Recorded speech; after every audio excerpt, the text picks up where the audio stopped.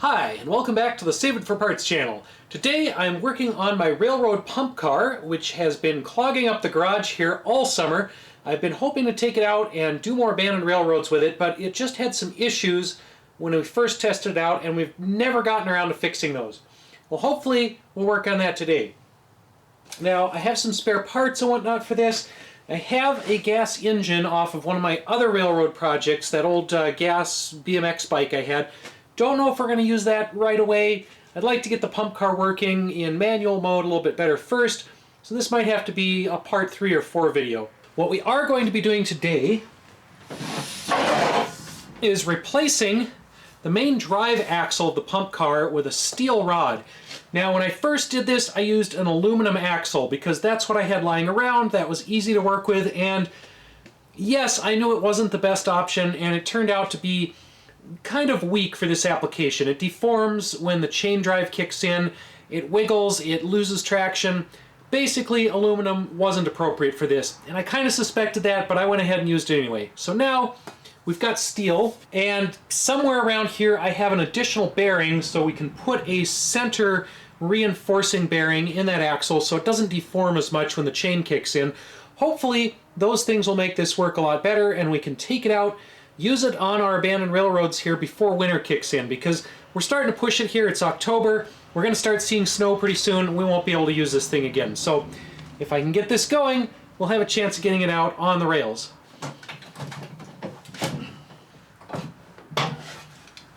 Now, once again, I would like to thank Sean with railriders.net for providing these awesome plastic railroad wheels.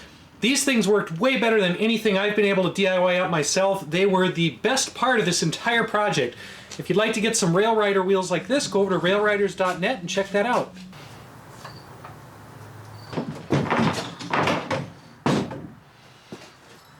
Alright, there's our old drive axle. So I basically need to recreate this with the steel rod. Same length, same bearing positions, same drive cog position, and the only real machining or modifications that I need to do to that steel rod are some slots for keyways to go onto the wheels, and then just cut it to approximately the same length as this one. And I really need to organize my workbench here. We've got all kinds of junk going on, all kinds of projects all at once.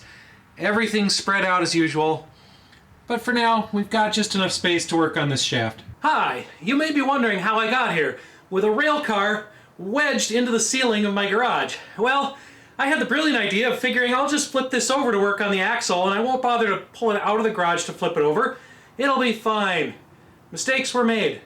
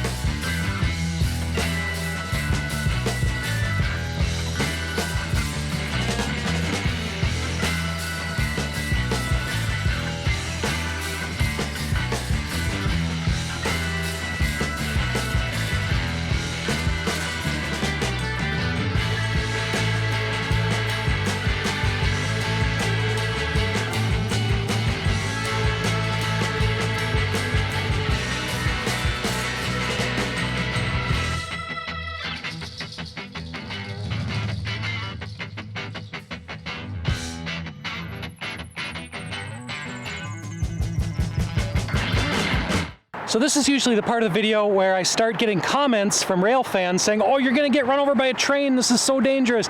Guys, look, this is an abandoned railroad. Very, very abandoned. Pretty big trees growing up through the tracks. Can't get a train through here. I definitely can't get my vehicle through here. And as I mentioned before, we're out in a public park. This is right next to the walking path and the bike path. So this is on public land. Not going to get in trouble, not going to get run over by a train.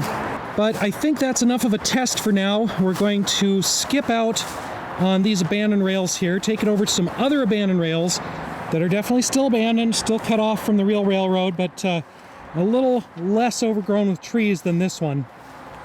All right, we are chasing the sun here, trying to get this train tested one more time before the sun goes down in the background. It is a nice 50-degree day in December, which is basically our last chance to get this out this year. So I'm pushing to get this video done. A little bit of issue when we came here, one of the bolts fell off that holds my drive system to the pump handle. So fortunately I brought my spare parts kit along. We're just looking for the right nut, so hopefully we'll have that running in a minute.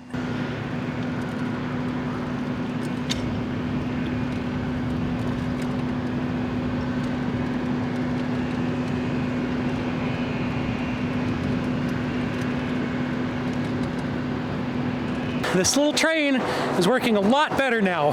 That steel axle, those improvements have really improved things.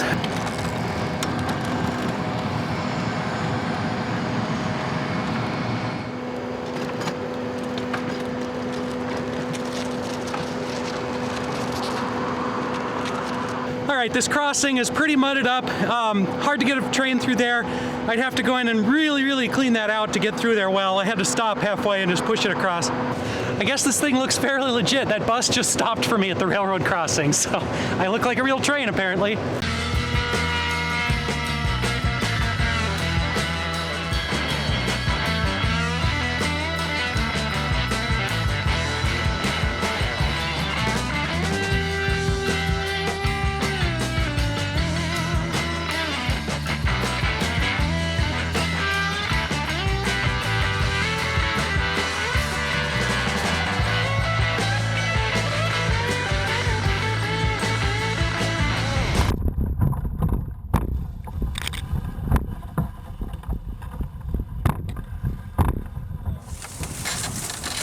Train is very upset about all the weeds. It does not want to chooch.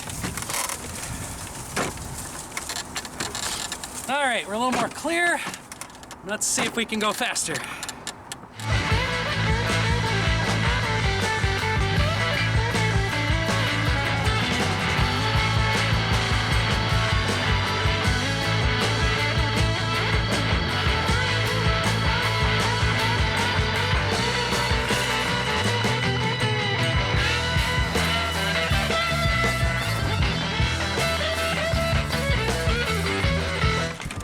I can't see ahead of me. Let me know if we're running into children.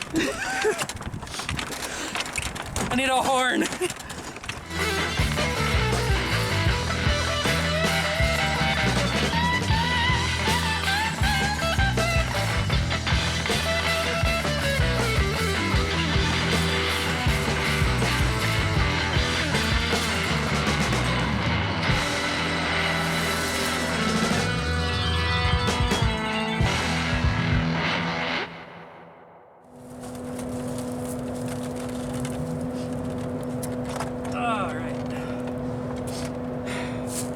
Let's see. Top speed was a whole 9 miles an hour. It's a new record. So the railroad pump car is working much better than it was back in part 1. And so far, I think this is my most successful railroad vehicle, even more so than the little electric speeder. And this thing even goes just about as fast as the electric speeder. Now, as with all of my projects and builds, this is still a prototype, and it definitely has some bugs to work out still. For example, when I went back and looked at the video, I noticed that the pump arm is bending when we put torque on it, so that's going to have to be beefed up. We also had some parts fall off, and part of the bike axle seems to be loose now, or skipping or jumping somehow. It might just be the chain popping loose. I might need to tighten that up or put a tensioner in there. Either way, I think this is a very successful vehicle. I'm ready to put it away for the winter. I have some improvements in mind for the summer, and hopefully we'll be back at this with a part 3 as soon as the weather warms up again. Make sure to like and subscribe so you don't miss any future follow-ups with this. Thanks for watching, and we'll see you next time.